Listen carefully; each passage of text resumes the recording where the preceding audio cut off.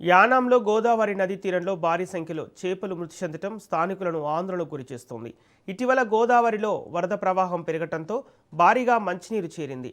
దీంతో సముద్రపు ఉప్పునీటికి అలవాటు పడిన చేపలు నీటి స్వభావంలో వచ్చిన ఆకస్మిక మార్పులను తట్టుకోలేక మృతి చెందాయని స్థానికులు మత్స్యకారులు చెబుతున్నారు.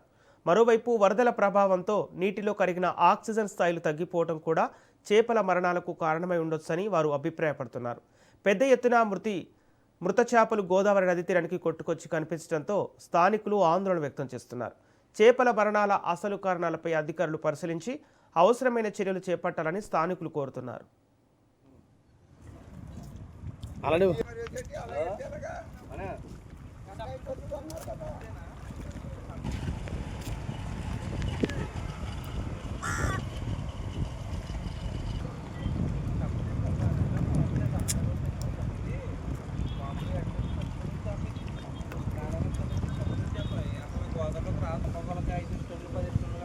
చేపలు సో మిగిలిపోయిన చేపలు చప్పలే తగిలింది కదా పైన.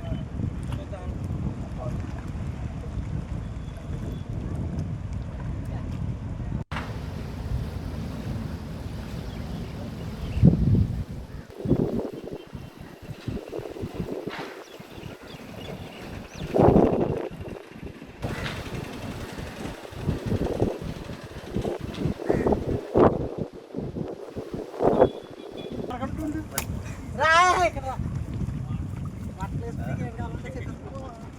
అలా 5 6 ఇచ్చారు.